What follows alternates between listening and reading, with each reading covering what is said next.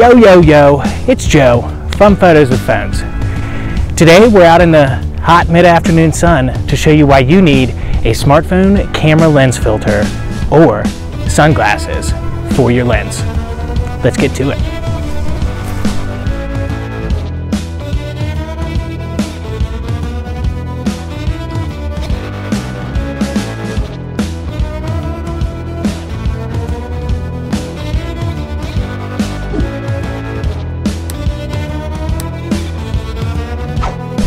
So, undoubtedly, somebody is watching this right now and they're like, Joe, you described a smartphone camera lens filter as sunglasses for your phone, but that doesn't make sense. I'm gonna do some more explaining at you now.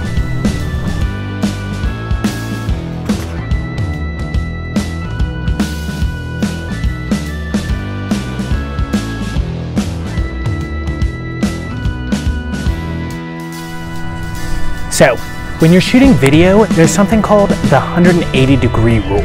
And while I'm not entirely sure why it's called the 180-degree rule, the rule basically states that the shutter speed should be double your frame rates. So, cinematic video is shot at 24 frames per second, which means that your shutter speed needs to be 1/48, so that you have cinematic motion blur, which is like when you wave your hand in front of your face, your eyes can't see your fingers, and 24 frames per second best replicates what the human eye sees. So this video, as I'm sure you could tell when I was waving my hand like this, you can see my hand.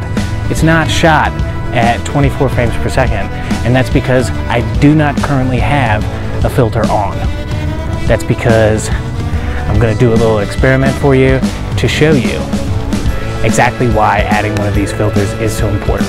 I'm going to shoot the same B-roll sequence, exactly the same, or at least as best as I can do,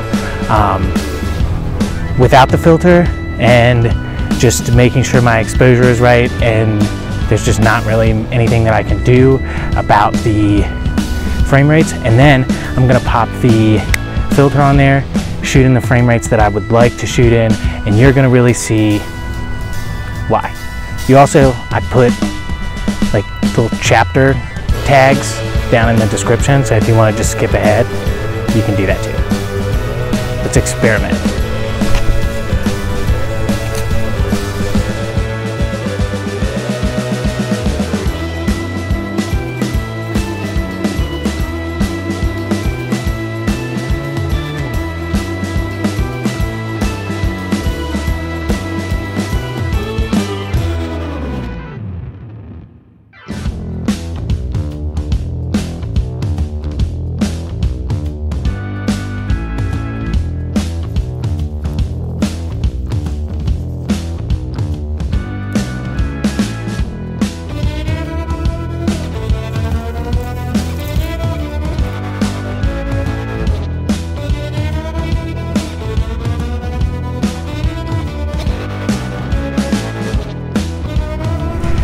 Essentially what you're doing is you're putting a piece of glass over top of your camera lens that is allowing you to drop that shutter speed way down.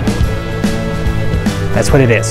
It's the same as putting the sunglass in front of, is it called sunglass? I don't know.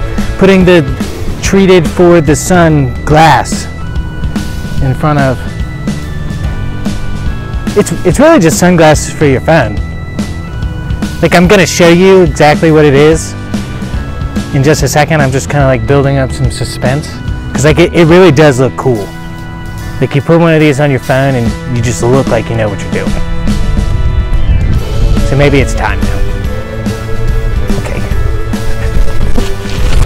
There are different types of smartphone camera lens filters.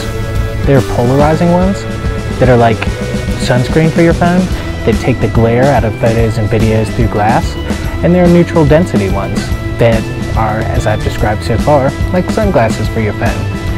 In addition to that, there are mounted and clip-on options, and there's just a whole mess of stuff that I could get into right now, but I'm gonna let future Joe take care of that, and right now Joe is gonna take a nap.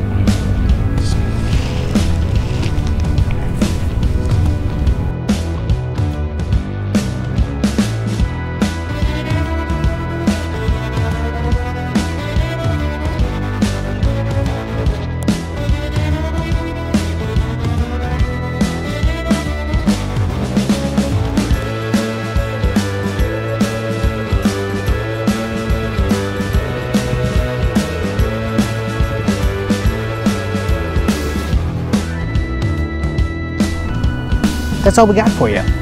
If you feel like you got value from this video, go ahead and hit the like button down there. It definitely helps Photos with Phones out a lot because it forces YouTube to show our videos to other people. Also, comment down below if you've been convinced to add either a polarizing or ND filter to your phone camera lens. I all but guarantee that it'll make just as much of a difference as any other piece of gear that you could add. As always, subscribe to Photos with Phones' YouTube channel, turn on that notification bell. We're coming out with twice weekly mobile photography and videography content that you aren't going to want to miss. So we'll see you in the next one. See ya. Notice the motion blur. Can't see my fingers. Can't see my fingers.